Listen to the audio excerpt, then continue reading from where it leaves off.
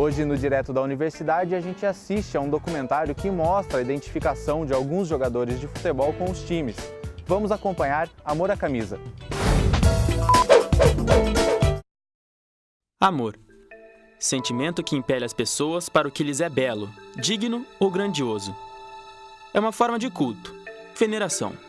Dizem que amar não é suficiente para fazer dar certo. Não no futebol.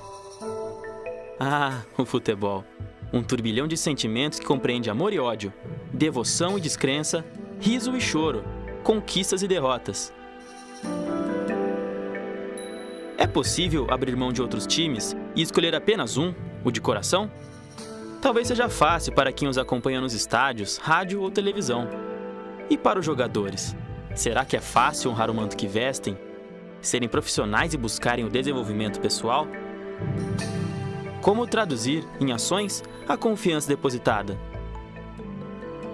Essas perguntas nos levam ao dilema. Amor à camisa, mito ou realidade?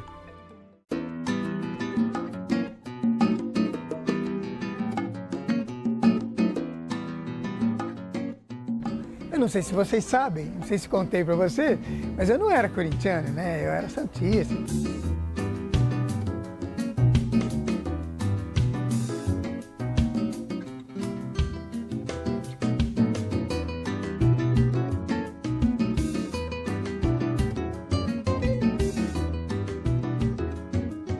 903 jogos, porque eu tinha 902, aí acharam mais um jogo. E agora eu falei para o historiador continuar procurando, para ver se acha mais um, né?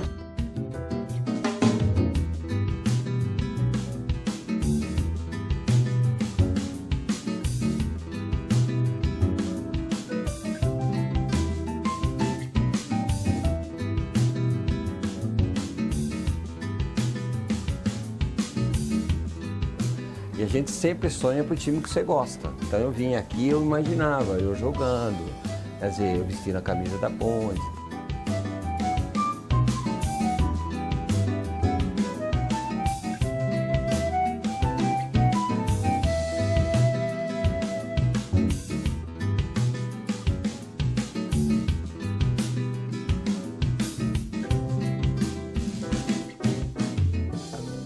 Vou ficar aqui, eu tô bem aqui, pô.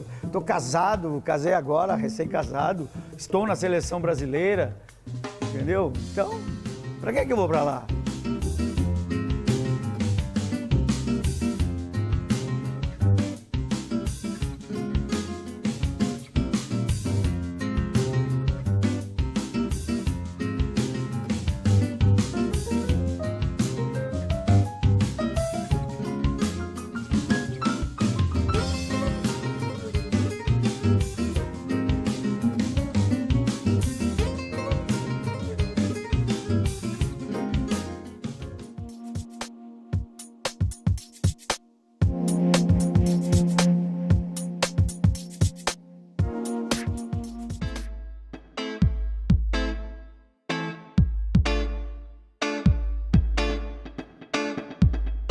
Eu, na verdade, jogava campeonato amador da cidade.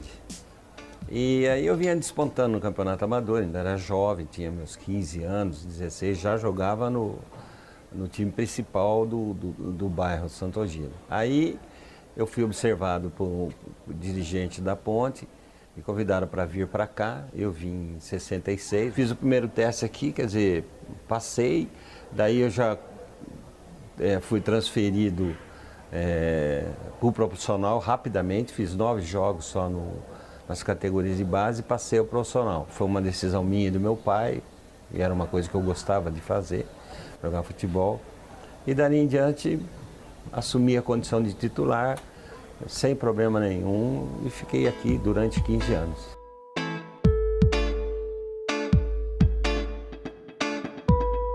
Bom, na realidade eu comecei no Hercílio Luz de Tubarão e em 1976 apareceu o interesse do Guarani de Campinas e o negócio foi fechado. Aí eu acabei vindo para o Guarani de Campinas, né, em janeiro de 1976. Mas como o futebol, as coisas são mais fáceis para você fazer amizade, As pessoas mesmo te ajudam na adaptação não só da cidade, como no próprio ambiente em si. Depois de um mês, eu já estava completamente adaptado aqui na cidade de Campinas e aqui no Clube Guarani.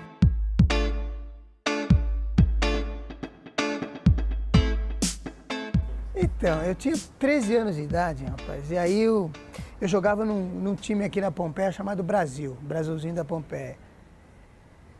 E o técnico da equipe, que era o seu Hélio, já falecido, o seu Hélio conhecia o presidente do Corinthians, o Vadielu. E aí ele gostava muito de mim e tal, e eu era o polivalente do time, né, que eu jogava em tudo quanto é posição.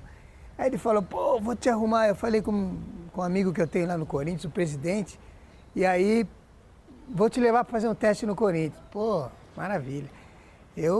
Quando ele me ligou dizendo, olha, eu consegui marcar para amanhã o seu teste e tal, eu passei a noite inteira sem dormir, eu passei a noite inteira viajando nas possibilidades e tal. Enfim, era a oportunidade da minha vida, né?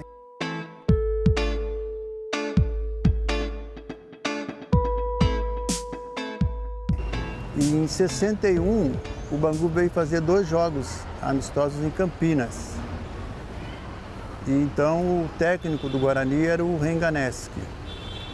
E ele se interessou em comprar o meu passe, mas o Bangu não vendeu. E depois o Renganeschi veio para o Palmeiras em 61 e aí novamente indicou meu nome. Aí o Bangu vendeu para o Palmeiras. Em agosto de 61 eu cheguei aqui. Eu, por exemplo, quando eu cheguei, a minha preocupação era poder primeiro conseguir jogar no time, a entrada no time. E depois você tinha que procurar se manter titular. Também era difícil, porque chegavam muitos jogadores. Naquela época, os clubes tinham grandes jogadores profissionais, né? O Botafogo tinha um grande time, o Flamengo tinha um grande time, o Palmeiras tinha um grande time. Eu mesmo cheguei aqui, fiquei 1 ano e meio esperando uma oportunidade para poder começar.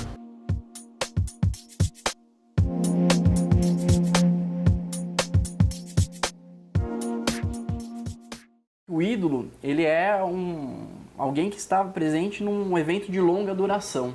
Então ele precisa do cotidiano do clube, dia após dia, ano após ano, para criar um vínculo com o clube, com a torcida, para que ele seja reconhecido daquela forma. Não está dando tempo de ele criar esse vínculo com o clube. Ou o torcedor tem uma paixão por aquele jogador, paixão no sentido profissional. O que eu acho que deveria existir uma forma de o jogador ficar um pouco mais no clube, para poder dar uma identificação, para poder o torcedor passar a conhecê-lo. De cá e Mendonça nas proximidades da bola. De cá está com muita raiva. Autorizado de cá, partiu pro gol, é gol! Ninguém tem aquela identificação. O cara está no Barcelona, está no Real Madrid, está não sei aonde, está não sei aonde. Quer dizer, então ele não é do Palmeiras, ele não é do Corinthians, ele não é do São Paulo, ele não é do Santos, ele não é da Ponte, ele não é... Quer dizer, alguns, né? Mas antigamente, ou não tão, assim, um passado muito distante, os jogadores era caseiro, era jogador. Hoje, 99,9% são jogadores que vêm de fora. Então eles não tiveram tempo de mostrar aqui a qualidade deles e a simpatia do torcedor, e o torcedor ser fã daquele cara. Até a identidade fica difícil, né? O Neymar mesmo foi maravilhoso que o Santos conseguiu segurar ele de 2009 a 2013.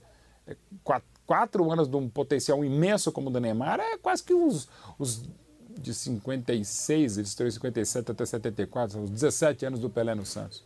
Então é difícil, né? Você não tem mais um craque bandeira, como por exemplo foi o Nilton Santos, que saiu da várzea da Ilha do Governador já com 22 anos, para ser o craque bandeira do Botafogo de 48 a praticamente 65. Ele era a torcida em campo. E nem Botafogo ele era quando ele cruzou os portões de General Severiano. Ele criou essa identidade, como o Rogério Ceni, que também não era São Paulino, ele virou o maior mito tricolor. Como Ademir da Guia, cujo pai havia jogado no Flamengo, no Corinthians, e virou o divino das duas academias do Palmeiras.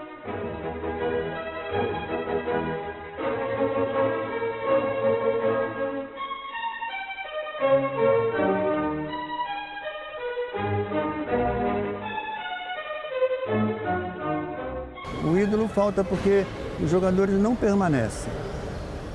Então, chegam, vão embora. E quando o técnico monta um grande time, esse time também, se é campeão, ganha, é mais fácil, então ele está saindo, os jogadores estarem saindo. Né? Então, não permanece mais. Se você revela e vende, revela e vende, revela e vende, se você tem um time diferente por ano, o natural é você não ter um ídolo. É esse que é o grande ponto.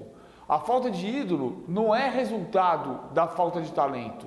A falta de ídolo é resultado da falta de um processo de construção de um campeonato sólido que permita você ter times que se mantenham estáveis. O amor à camisa é o ídolo que construiu isso, né? Ele tem amor, ele faz questão de permanecer no clube.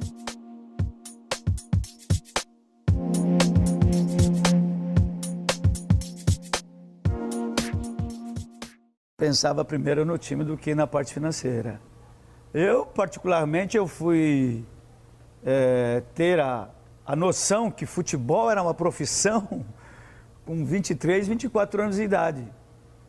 Porque eu gostava era de jogar, eu queria era jogar. Ainda capitão. Bozó ajeitando o Zenon de trás. Gol do Guarani aqui no Morumbi, Zenon. Outro belíssimo gol nesta manhã. Zenon, 2 para o Guarani. Você não tinha a ilusão de ir para a Espanha, fazer um contrato milionário, ir para a Arábia, não existia isso. A nossa preocupação era jogar bem o ano e fazer o contrato. Permanecer no time, ser o titular. É como eu falei, eram degraus que você ia subindo. Porque eu estava vivendo um grande momento aqui no futebol brasileiro, né? Estava dentro de uma seleção brasileira e meu sonho realmente era chegar numa Copa do Mundo, né? E aí ele falou, esquece futebol brasileiro, arrume as malas e vá para a Arábia Saudita ganhar o seu dinheiro. Isso foi o conselho do Rivelino. O mercado vai ditando os rumos desses jogadores, né? E esses jogadores vão em busca desse dinheiro, que é justo, né? Não estou falando que eles não tenham que ganhar esse dinheiro, mas, por outro lado, eles vão perdendo uma identificação com os seus locais de origem, com a própria seleção brasileira. Monta uma seleção brasileira, vem todo mundo de fora. Quer dizer, tem jogador da seleção, me desculpa a ignorância, e nem duvidando do talento do atleta, que eu fiquei em dúvida, quem é esse cara? Porra, de onde que ele saiu? Quer dizer, mudou, está muito dinâmico. E hoje os passes já não pertencem mais aos clubes, pertence ao empresário. Então o empresário ele faz um contrato com o clube por um ano e se por um acaso aparecer uma proposta boa, ele já vai embora. Às vezes pode fazer por 2 anos ou 3 anos, mas dependendo da proposta, se for boa para o clube, para o jogador e para o empresário, eles têm essa condição de levar o jogador. E na nossa época era diferente, o clube é quem era dono do passe. Hoje o futebol é um grande negócio, cara, um grande negócio. Então, lógico que o atleta vai buscar uma condição financeira melhor. Isso é inquestionável, entendeu? Porque o assédio existe e a partir do momento que existe o assédio de grandes clubes europeus em cima desse atleta que está atuando aqui no Brasil, fica até difícil para o clube segurar esse jogador, porque a parte financeira ela é muito grande em relação ao Brasil. Por isso que o atleta vai embora, não tem como segurar. Não existe como segurar. Não consegue segurar por falta de dinheiro, por falta de estrutura, por falta de planejamento, falta de uma economia mais estável, de um país mais seguro. Fica muito mais fácil jogar fora, né? Então não tem o que cobrar. Tem que aceitar, tem que tolerar. Somos um país exportador de pé de obra qualificado. Então você soma isso, a discutível final da lei do passe, lei Zico, lei Pelé, uma série de outros fatores que levaram a idade de você fazer um contrato a partir de 16 anos. Então eram outros tempos. Então a gente tem que entender também como é que era lá e como é que é agora. E eu tive a felicidade de jogar num período em que a diretoria do clube, nossa senhora, o que eles gostavam da gente, você não tem noção. Mas esse relacionamento com a diretoria era bem próximo, né?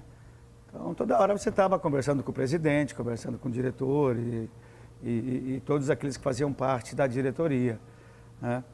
E o torcedor da mesma forma, você acabava um jogo, o pessoal te cercava, você ficava batendo papo, diferentemente do que é hoje, né? Hoje o jogador ele é muito blindado, né? Então o torcedor não tem essa proximidade com o atleta. Naquele tempo era muito mais fácil em todos os sentidos. O amor à camisa passa por esse vínculo cotidiano, daquele jogador que conhece não só o centro de treinamento, mas a instância do clube, né? Conhece os diretores, ele está lá no dia a dia, ele relaciona com a imprensa, com a torcida, ele se torna o líder do grupo. Esse jogador passa a ter uma identificação de um grande amor àquele espaço, né? Como qualquer outro profissional pode ter um amor pelo espaço de trabalho que você tem. Levantou. Vladimir de bicicleta. O gol número 7 do Corinthians. Então, você percebia que existia um carinho dos dirigentes, sem nenhum compromisso, sem nenhum interesse, entendeu? Em formar para vender essas coisas todas, entendeu? Era formar com a melhor condição possível para servir o Corinthians. Era essa a distinção que a gente via e que a gente vê hoje.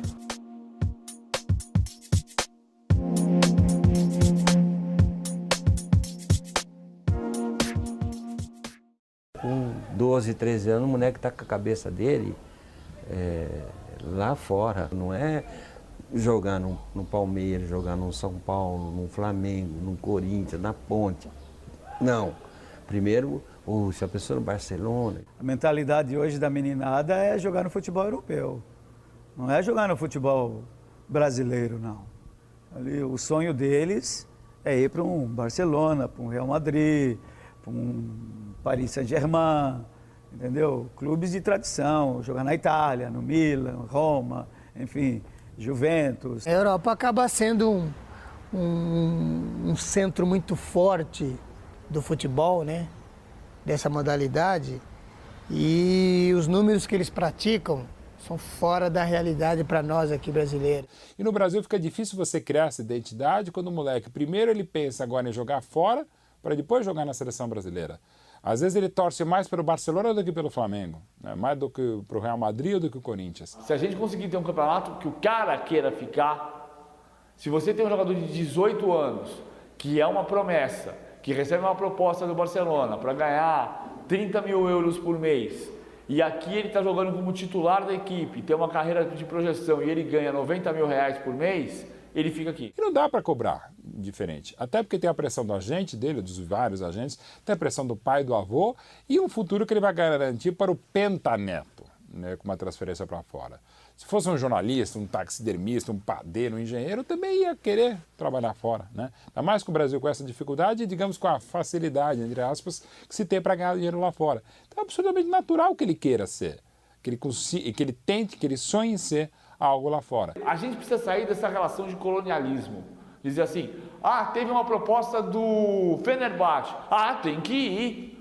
Isso, a nossa cultura é assim, há 30 anos a gente pensa em exportar para jogar na Turquia. Não sei se tem que ir. Para o Manchester United, depende da circunstância.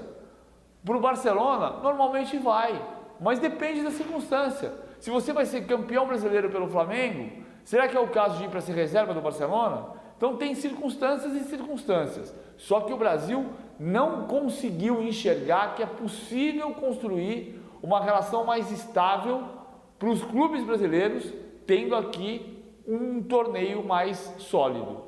Hoje, como é que você faz para jogar no melhor futebol do mundo? Vai jogar na Espanha, vai jogar na Liga Inglesa, ou você vai jogar na Ucrânia, Ou você vai jogar agora na China, que paga muito bem, em alguns clubes dos países da Ásia, do futebol árabe, agora até na Índia, de repente nos Estados Unidos, se você tiver mais idade. Então, dá para cobrar. E mais, o cara vai provavelmente garantir o futuro dos seus pentanetos, hexanetos, octonetos. Então dá para segurar? Não tem como. Mas eu acho que o que vale hoje não é só o amor à camisa, é também outras condições. E talvez lá atrás, o que valia era o amor à camisa, porque o salário aqui e fora também não ia ser muito diferente. E fora significava o quê? Ir sem a família, num novo lugar, sem saber a língua. Para ganhar quase a mesma coisa, eu fico aqui. Na bola dividida, se for para jogar na Europa e passar frio na Itália, na Alemanha, na Inglaterra, ou ficar no Brasil jogando bem, em bom nível, pensando em ser campeão e fazendo churrasco com a família, o jogador fica no Brasil e faz churrasco. Na dividida ele faz churrasco, ele fica aqui.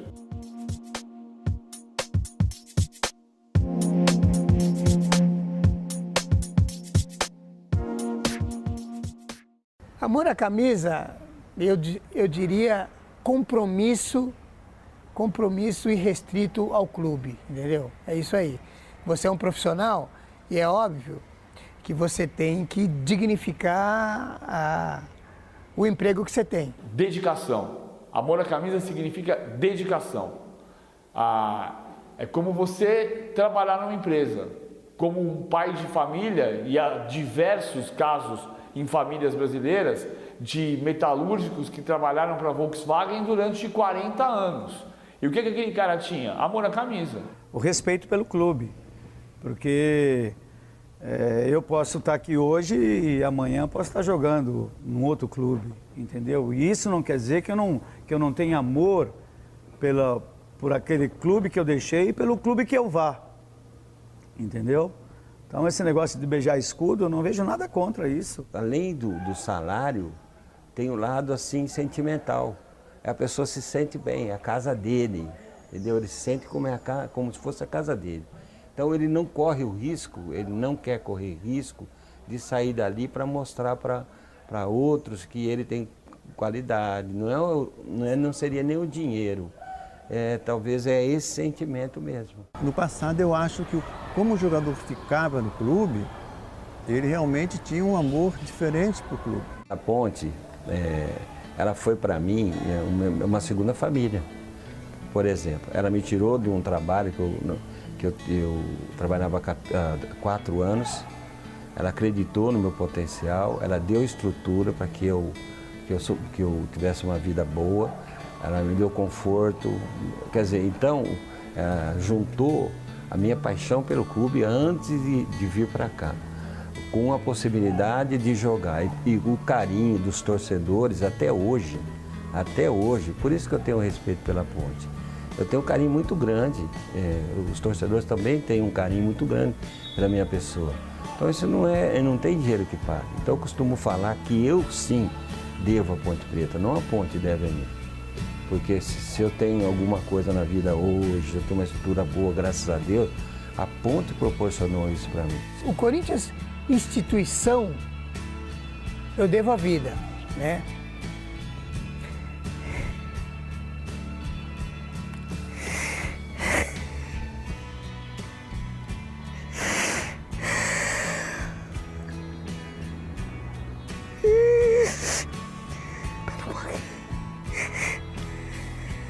O Guarani me colocou dentro do mercado brasileiro e dentro do mercado mundial.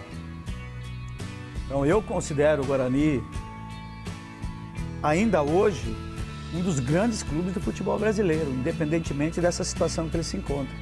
Pelo fato dele ter conquistado já um campeonato, um título brasileiro. E então, na minha opinião, o Guarani sempre será grande, cara, por aquilo que ele conquistou. Eu tive a felicidade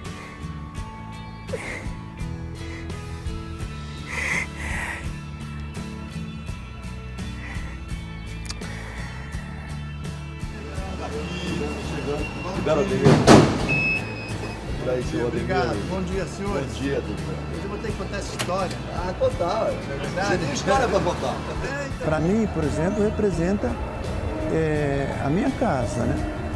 Eu jogo no Palmeiras, estou assistindo os jogos, estou junto com a torcida, estou recebendo o carinho da torcida quando vou para o interior. Então, na verdade, o Palmeiras faz parte da minha vida assim, no dia a dia. Eu diria que é uma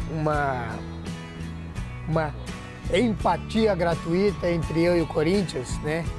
Eu tive a felicidade de ser o atleta que mais vestiu essa camisa e tenho o reconhecimento, né, de quase todos os corintianos, e por isso eu diria que o Corinthians é minha vida, né? Minha vida foi o Corinthians. O Corinthians é minha vida e a minha vida foi o Corinthians. Eu encontro pessoas no supermercado, na cidade, ô mestre, você quer coisa melhor que isso? Até os dias de hoje. Até os dias de hoje é impressionante, seja torcida uniformizada, seja torcedor comum, eles reverenciam a gente e a gente, com certeza, se sente agradecido. Até hoje eu recebo o reconhecimento, o carinho. Hoje a gente bate muita foto, dá muito autógrafo, tanto aqui na capital como no interior. O assédio existe ainda, tanto de corintianos, rubro-negros, amantes do futebol, principalmente. E ainda a gente chega em lugares, o cara, ó, eu não torcia pro time que você jogava, mas adorava ver você jogar.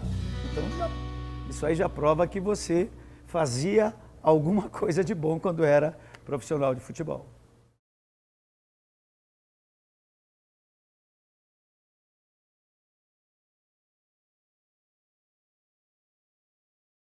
Se você conseguir unir as coisas, ou seja, você fazer do trabalho sua paixão, fazer, no caso, o seu prazer, o seu hobby, o seu ofício, cara, é o melhor dos mundos.